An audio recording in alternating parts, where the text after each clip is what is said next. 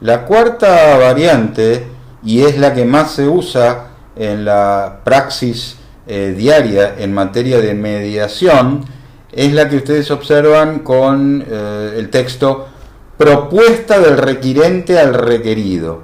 Esto es, esta es la que típicamente se llama mediación privada, la más usada. A través de este sistema, el requirente le envía una comunicación fehaciente al requerido, indicándole que ha iniciado un proceso de mediación por el conflicto que mantiene con él, que le presenta un listado de 5 mediadores, que él elige uno de esos 5, que se detallan en la comunicación, normalmente el primero en el orden que se presenta, y que el requerido tiene 5 días para, o bien mantener silencio, en cuyo caso queda designado el electo o el elegido por el sujeto activo, o bien el requerido envía la comunicación fehaciente y dice: yo elijo al número 3, y queda elegido el que elige, el que selecciona el requerido. Esas son las 4 variantes a tener en cuenta.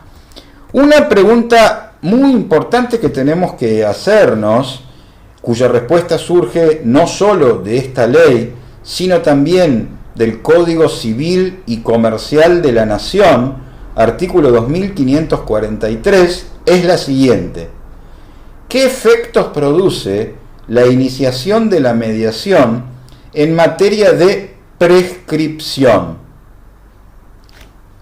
Y luego, cuando llegue el momento de estudiar la demanda, nos haremos una pregunta similar y diremos: ¿qué efectos produce la iniciación de la demanda respecto a la prescripción? En materia de mediación, diremos en términos generales que la iniciación del procedimiento de mediación produce la suspensión, no la interrupción como la demanda, produce la suspensión de la prescripción. ¿Por qué plazo? Por el plazo que dura la mediación más 20 días. ¿Y desde cuándo se computa ese plazo?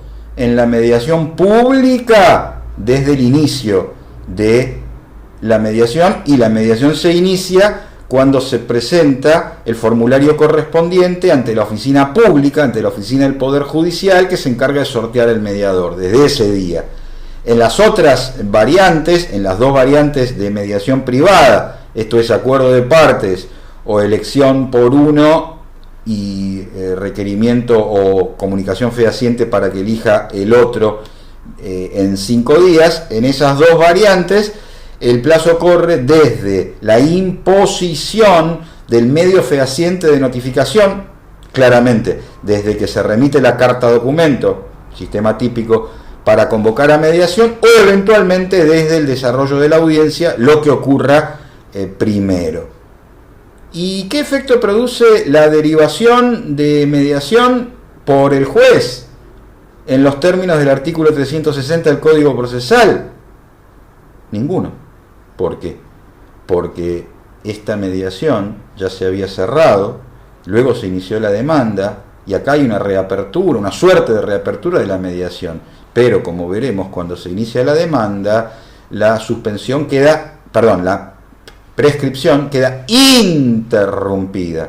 Tienen que refrescar ustedes, para estudiar este punto, los conceptos que han estudiado en Derecho Civil, en Elementos de Derecho Civil, en la parte general del Código Civil y Comercial, de suspensión y interrupción de la prescripción. Bien, sigamos avanzando. ¿Cómo se desarrolla una mediación en las oficinas del mediador? Debía tener oficinas adecuadas que le permitan realizar reuniones plenarias. Todos nos sentamos a la mesa, requirente, su letrado, requerido, su letrado y mediador, o reuniones entre comillas privadas. El mediador convoca a otra sala al requirente y su letrado, al requerido y su letrado de manera separada. Luego o antes a los letrados y va dialogando con ellos, va, como decíamos antes, guiándolos, va mostrándoles las flaquezas o debilidades de su postura en privado, las fortalezas de su postura, las conveniencias, los va de los acuerdos, los va iluminando. Por eso debe tener conocimientos en distintas áreas, desde psicología, teoría de la comunicación y por supuesto en las materias jurídicas que pueden ser objeto de cada uno de los conflictos. Desde el punto de vista específico de la norma, diremos que el procedimiento de mediación tiene un plazo máximo, aunque puede ser prorrogado, de 60 días. Diremos que cuando se inicia la mediación, el mediador tiene que fijar una primera audiencia, un primer encuentro, una primera reunión, dentro del plazo de 15 días. Diremos también que la idea de la mediación es que los sujetos del conflicto se encuentren cara a cara. Por eso resulta requisito esencial la presencia de las partes del conflicto. Por más que el letrado, como veremos más adelante, tenga la calidad de letrado apoderado, a los fines de la mediación se requiere la asistencia personal de las partes. Desde ya que lo dicho es válido con relación a personas humanas, y la excepción está dada en el supuesto que se domiciliaren a más de 150 kilómetros de la sede de la ciudad de Buenos Aires, en nuestro caso. En cambio, cuando se trata de personas jurídicas o de existencia ideal, desde ya que están habilitadas a concurrir a través de su representante legal, a través de su representante orgánico. La asistencia de los abogados, la asistencia letrada, es obligatoria. Como veremos un poco más adelante, los abogados en el proceso y también en la mediación podemos actuar principalmente en dos roles. O cumplimos el rol de letrado patrocinante o cumplimos el rol de letrado apoderado. En ambos casos o en ambas calidades, en cualquiera de esas dos calidades, podemos concurrir a la mediación. ¿Cuántas audiencias se desarrollan? Todas las que haga falta, todas las que el mediador disponga, todas las que las partes acuerden. Se hacen cuartos intermedios, se fija una audiencia para dentro de una semana, para dentro de 2 semanas, para analizar las propuestas que se hayan cruzado las partes en el conflicto, para analizar distintas variables, para consultar eventualmente con alguna persona de confianza, aunque ésta, pidiendo autorización, podría concurrir a la mediación, al acto de la mediación. ¿Cómo es retribuido el mediador? Las normas desde la 26.589 y luego las normas reglamentarias establecen un honorario básico y un honorario que es variable para el caso de acuerdo, que se mide a través de las llamadas UOM,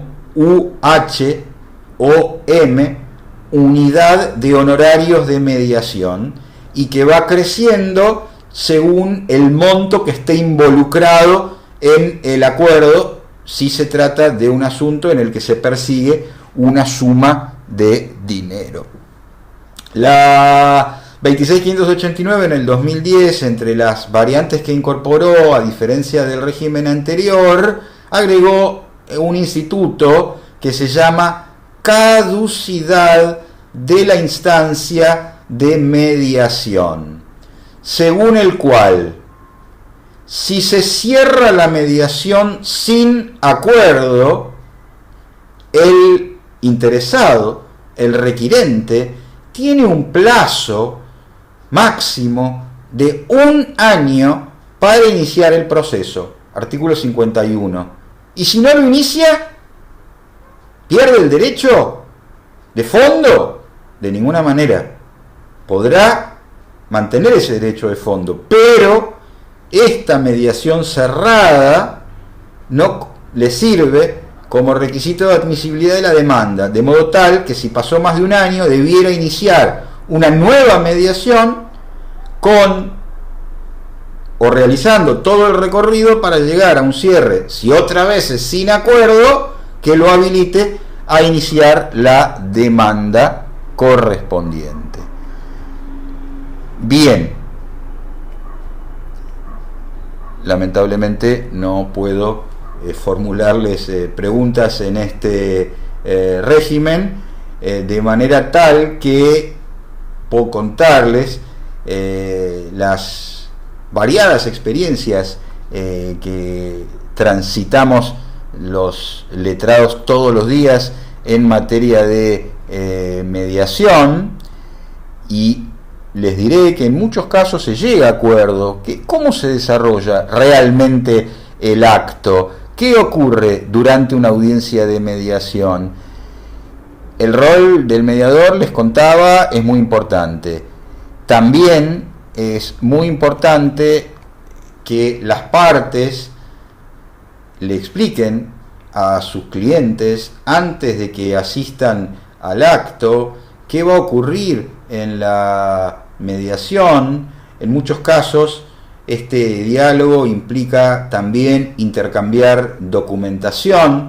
En el ejemplo que yo les planteé hoy no hay grandes documentos para intercambiar, pero podría ocurrir que se tratase de un conflicto entre un titular de una casa que contrató un arquitecto para que realice una reforma de su casa, y que luego surge el conflicto porque el dueño de la casa entiende que no se han usado los materiales que estaban contractualmente acordados, porque le reclama el pago de adicionales, porque no entrega la obra en tiempo.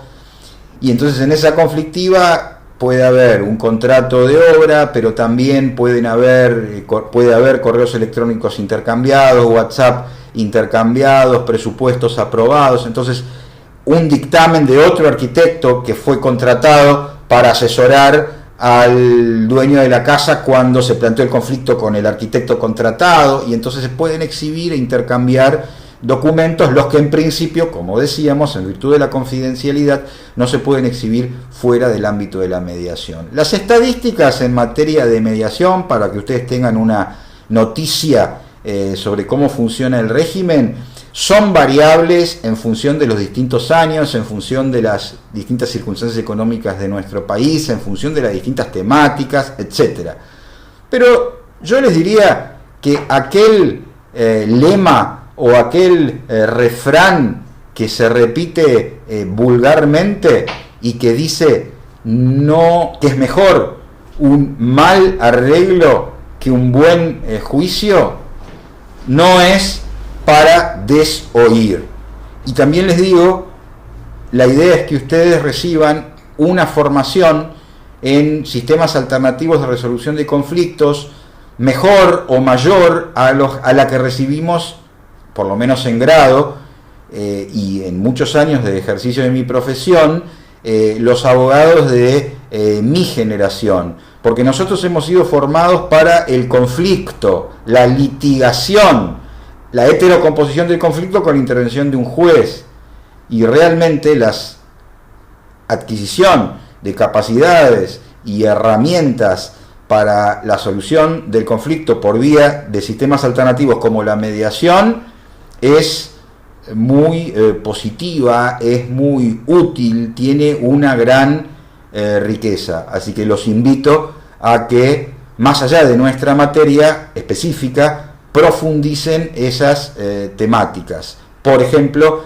tratándose de la Universidad de Buenos Aires, en el ciclo profesional orientado.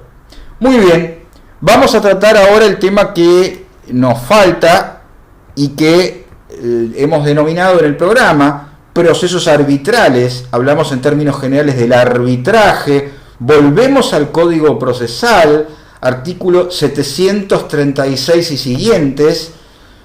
También desde el 2015 esta temática es desarrollada en el Código Civil y Comercial de la Nación, artículo 1649 y siguientes, con algunos puntos en común y lamentablemente con algunos puntos en los que el código de fondo choca con el código procesal, pero no vamos a profundizar a ese extremo. ¿Cuál es la nota central en materia de arbitraje?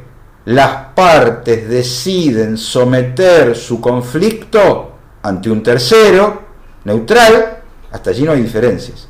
El conflicto va a ser o va a recorrer un camino tendiente a la heterocomposición, hasta allí no hay diferencias. Pero ¿quién lo va a decidir? ¿Quién va a ser ese tercero? ¿Quién va a actuar como, entre comillas, juez? Una persona que no integra el poder judicial, que no fue nombrada conforme el procedimiento previsto por la Constitución Nacional, que podrá ser abogado en varias de las variables que vamos a ver, en las variables más comunes, o eventualmente no ser abogado, pero va a actuar como un, comillas, juez privado. En la práctica no está muy desarrollado el arbitraje en nuestro país y se usa en la mayor parte de los casos en conflictos entre empresas. Pero es una variante interesante que ustedes tienen que conocer. Distinguimos aquí en una clasificación o en más de una clasificación que les presento, las siguientes categorías. El arbitraje de derecho o arbitraje propiamente dicho. Aquí el árbitro es abogado, resuelve el conflicto siguiendo un procedimiento que está previsto en el Código Procesal o que está pactado por las partes, lo resuelve entonces en base a normas jurídicas. En segundo lugar, encontramos el llamado arbitraje de equidad o sistema o régimen de amigables componedores.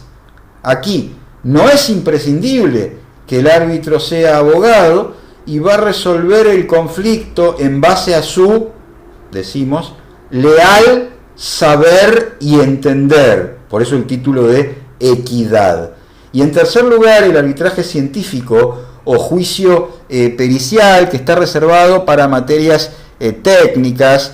Piensen ustedes en el conflicto que podría plantearse entre una empresa naviera y otra empresa que encarga la construcción de un buque, la empresa naviera que encarga la construcción de un buque a una empresa que construye buques, y entonces al recibir el producto, al recibir el barco, encuentra una serie de defectos. Las partes podrían ponerse de acuerdo para que un ingeniero especializado en construcción de barcos dictamine cuál de ellas tiene razón. La característica central en términos generales en el arbitraje es que cuando las partes deciden someter el conflicto a la decisión del árbitro, que se denominará laudo o laudo arbitral, excluyen la intervención de los jueces por decisión propia. El conflicto se resuelve por este camino, renuncian a la jurisdicción. Esta es una nota relevante, es una nota distintiva para comprender el funcionamiento del sistema. ¿Cuándo es admisible el arbitraje y cuándo resulta inadmisible? Predicamos que cualquier cuestión puede ser sometida a arbitraje en la medida en que también pueda ser sometida a transacción o conciliación, que son otras variables de alcanzar una solución al conflicto que estudiaremos más adelante en el curso durante el desarrollo del proceso. Las pautas de admisibilidad y de inadmisibilidad vienen dadas desde el Código Civil y Comercial. Podríamos enunciar una regla que dijera: todos los conflictos pueden ser sometidos a arbitraje, salvo los que se excluyen específicamente, como por ejemplo cuestiones vinculadas con el derecho de familia. No se pueden someter a arbitraje porque no se puede renunciar, porque no se puede transar sobre alimentos futuros. No se puede someter a arbitraje sobre una herencia futura, es decir, la herencia de una persona que aún no falleció. No se pueden someter a arbitraje cuestiones vinculadas con cosas que están fuera del comercio. Y para redondear los conceptos que nos faltan en la clase de hoy, vamos a agregar las nociones de cláusula compromisoria y de compromiso. ¿Qué es una cláusula compromisoria? Es similar a la que explicamos en el primer bloque de la clase de hoy referente a la mediación. Aquella cláusula que en mediación acordaban las partes y decían: para el caso de plantearse un conflicto, las partes de este contrato, boleto de compraventa en nuestro ejemplo, deciden que intervendrá a los fines de desarrollar la mediación el mediador José Pérez, con domicilio en tal lugar, con tal teléfono. Cuando se trata del arbitraje, en una cláusula que llamamos compromisoria, las partes dirán: para la hipótesis de verificarse un conflicto con motivo de la aplicación de las cláusulas de este contrato, decidimos que será sometido a arbitraje. Y pueden dar un paso más. A tal fin, designamos como árbitro, y allí lo nombran. Y agregamos: ¿qué es el compromiso? El compromiso es un acto jurídico complejo, a través del cual las partes indican los otorgantes, designan los árbitros, si es que no lo designaron antes, y detallan las cuestiones que se someten a la decisión de los árbitros, que se someten al laudo, y pueden incluir diversas cláusulas facultativas. En general, la cláusula compromisoria es un instrumento que se labra después de planteado el conflicto. Ahora bien, cabe recorrer algunas notas del Código Procesal y generales finales. El procedimiento en el arbitraje va a estar detallado, o algunas pautas van a estar detalladas en el Código Procesal, en el Código Civil y Comercial de la Nación, o eventualmente en alguna institución que cuente con un tribunal de arbitraje. El tribunal de arbitraje más prestigioso de nuestro país es el que funciona en la Bolsa de Comercio de Buenos Aires, que tiene su propio reglamento, de manera tal que si las partes someten el conflicto a la decisión de los árbitros del Tribunal de la Bolsa, que tiene un tribunal permanente integrado por 3 árbitros, al mismo tiempo lo someten a la aplicación de ese reglamento. También el Colegio Público de Abogados cuenta con árbitros, el Colegio de Escribanos de la Ciudad de Buenos Aires cuenta con árbitros, y cada uno de ellos tiene su propio procedimiento, pero el procedimiento también podrían pactarlo las partes. En general, la idea es que ese procedimiento sea más ágil, más rápido que el que se desarrolla ante la justicia. Y el costo habrá que asumir los honorarios de los árbitros. No hay que asumir, por supuesto, el sueldo de los jueces si litigamos ante la jurisdicción. Ya hemos contado que el final del camino implica llegar al laudo o laudo arbitral. ¿Pueden los árbitros, si hay incumplimiento del laudo, es decir, al cabo del laudo, el tribunal de arbitraje, por ejemplo, condenó al demandado a pagarle una indemnización de $1 millón al actor, fijó un plazo y el actor no recibe el pago porque el demandado no cumple dentro de ese plazo? Si estuviéramos ante la jurisdicción, después de esta etapa, que es la conclusional o decisoria, agotados todos los medios de impugnación posibles, la etapa impugnativa, llegaríamos a la etapa de ejecución procesal forzada. A pedido de parte del actor, el juez puede ordenar medidas de ejecución respecto del patrimonio del demandado, embargo sobre sus bienes, subasta de sus bienes. El árbitro tiene facultades para tomar medidas de ejecución, no. Y entonces, ante el incumplimiento del laudo, habrá que iniciar ante la justicia la ejecución del laudo arbitral. Allí necesariamente saltamos de esta justicia privada ante la jurisdicción, ante el Poder Judicial. Pero las etapas anteriores las recorrimos ante el arbitraje. Entonces el principio es: los árbitros no pueden ejercer la fuerza, porque para ello hay que estar dotado del poder de ver, que es la jurisdicción.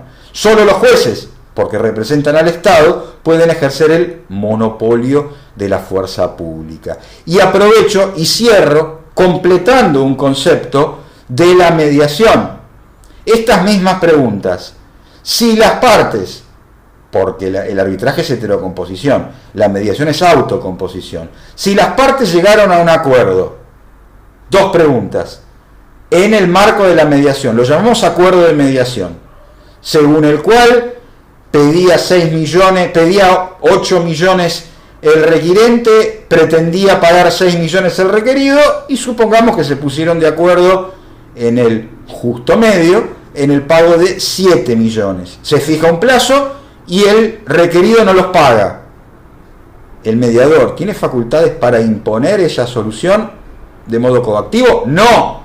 Habrá que llevar el acuerdo de mediación a la justicia y vendrá la ejecución del acuerdo de mediación.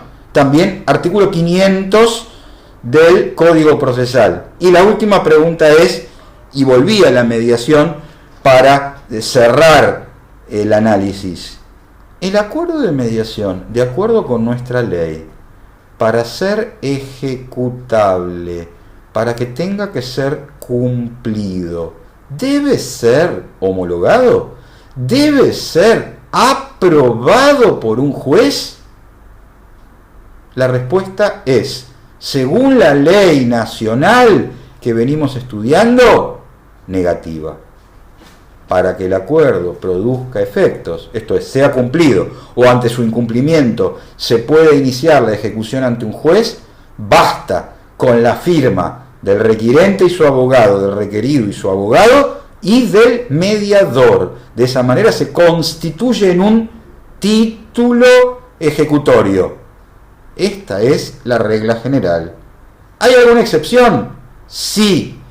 Cuando estuviesen involucrados intereses de incapaces, de personas con capacidad restringida, como por ejemplo un niño, niña o adolescente, en el rol de requirente o de requerido, se puede llegar a un acuerdo, pero para que se convierta en título ejecutorio se requiere la aprobación de un juez, que se sorteará a tal fin a través del dictado de una resolución que estudiaremos en nuestra materia. Se llama resolución o sentencia homologatoria, artículo 162 del Código Procesal, a través del cual el juez revisa si se han cumplido los requisitos necesarios, si no se ha violado el orden público, en este caso si están debidamente respetados los intereses del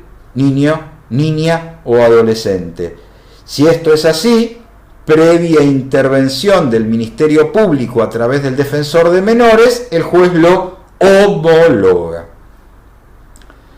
Señoras y señores, queridos estudiantes, termina así la clase sobre la unidad de sistemas alternativos de resolución de conflictos. Aguardo vuestros comentarios, sugerencias, interrogantes, dudas, consultas, en definitiva, vuestro feedback.